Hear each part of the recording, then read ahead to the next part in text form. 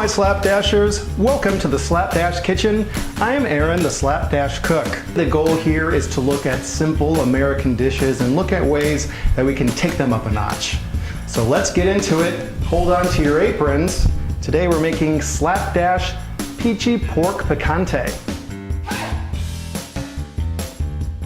This recipe is coming to you from the Gaines United Methodist Church cookbook in Gaines, Michigan, which I have right here in all of its glory. Gaines is where my husband grew up, and this is where he went to church when he was just a lad. Now, I know what you're thinking. A lot of these church lady cookbooks are full of Jell-O salad and sloppy joe recipes, but if you really look closely and read in between the lines, there's a lot of good recipes in here, and there's a lot of wisdom. And if you're starting to learn how to cook, this is a great place to start. For this recipe, you'll need 1 pound pork tenderloin cut into chunks. Go ahead and get any kind of prepackaged pork tenderloin.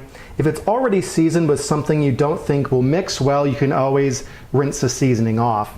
Mine came with an applewood bacon flavor, which I think will work quite nicely for this.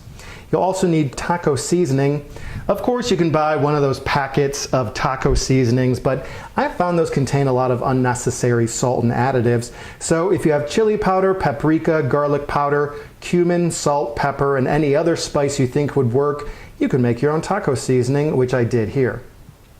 You'll also need vegetable oil, 1 8-ounce bottle of chunky salsa, any other kind of salsa will do really, 1 cup of chopped bell peppers, whatever color you like. Today I have red and yellow, but you can really just pick whatever ones you think are going to be the most pleasing. The recipe says 1 cup. I have well over 1 cup, but that is just fine. 1/3 cup of peach preserves and 1 cup of rice. And now it's time for Slapdash Secrets. Secrets! A great way to kick up this recipe is using real peaches along with the peach preserves. You can get these canned or use fresh peaches. If you are using canned, I would just make sure they are cut into strips or smaller pieces. I'd also avoid putting any of the syrup solution in there. And if you happen to have any pineapple chunks in your fridge or cupboard, you can throw them right in here too. It's going to add more to the fruit flavor. It's also going to add another color and texture. You'll start by taking these pork chunks, coating them in the seasoning that we created, or the taco seasoning packet that you have, and then putting them in here to fry. Obviously, that's what you needed the vegetable oil for, to put in the pan, and you can always add more to make sure that it doesn't stick. A light coating of the meat chunks is good. We are starting to get sizzling. Once all the meat is covered in the spices and it's in the pan, it's good just to kind of move around just to make sure everything gets an even cook. Really smells amazing. All right, take a look at that. You're gonna want all the meat chunks to have some color on them from the pan, properly browned. You just want to look at all the pieces, make sure you don't see anything that looks raw on the outside. Now it's time to throw everything else in. Bring down the heat a little bit. And peppers, salsa, peach preserves. And it wouldn't be a slapdash dish without throwing in some random fruit, so pineapple and peaches.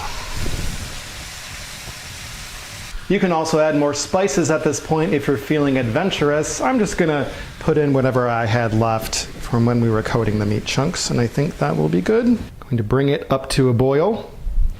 Once I'm at the boiling point, I'm going to turn it down, and then it's going to go on for a simmer of about 15 to 20 minutes. We're at the boiling point, so I'm gonna turn down the heat to a simmer and cover. I would say this can cook for about 15 to 20 minutes. It's done when it's done, people, but I would not walk away and go watch Seinfeld or water the plants or anything. You're going to want to come back every now and then just to make sure it's not burning, maybe stir things around and make sure it's all good. And while this is simmering away, it's a great time to get started on your rice. Set this onto a boil. When it comes to rice, I always follow the rule of if you have a cup of rice, then you double that in the amount of water. So 1 cup of rice equals 2 cups of water in the pan. They say a watch pot never boils.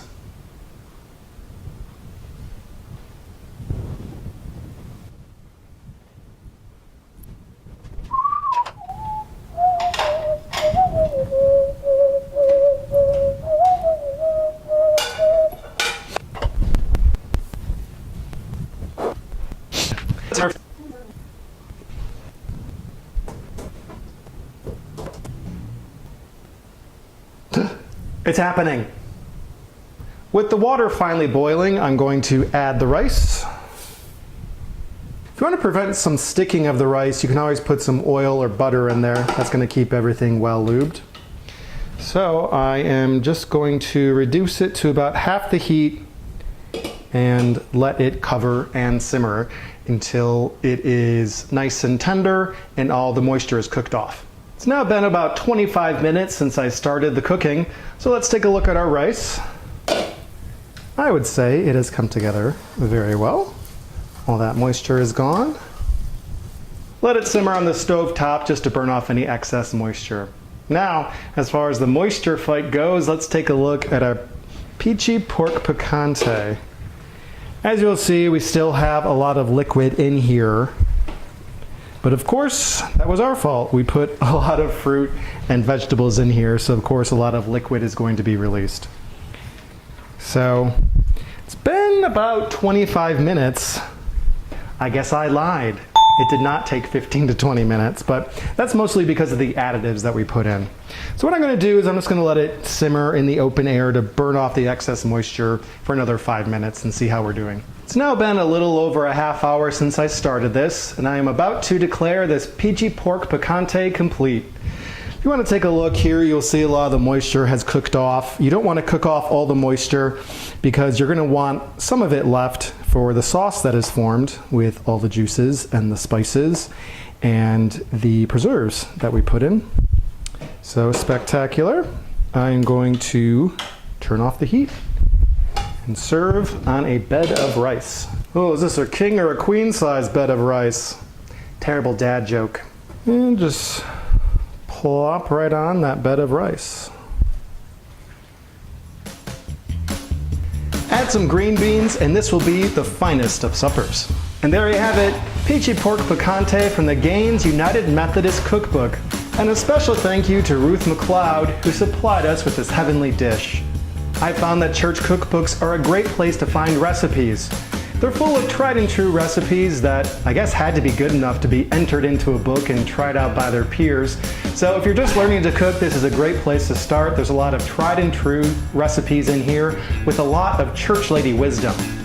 Congratulations, you've completed the Peachy pork picante slapdash course. It's time for a cocktail. You've earned it. Cheers. Don't forget to like this video and subscribe. I'm also on social media on Facebook and Instagram. Thank you for watching and keep it slapdashy.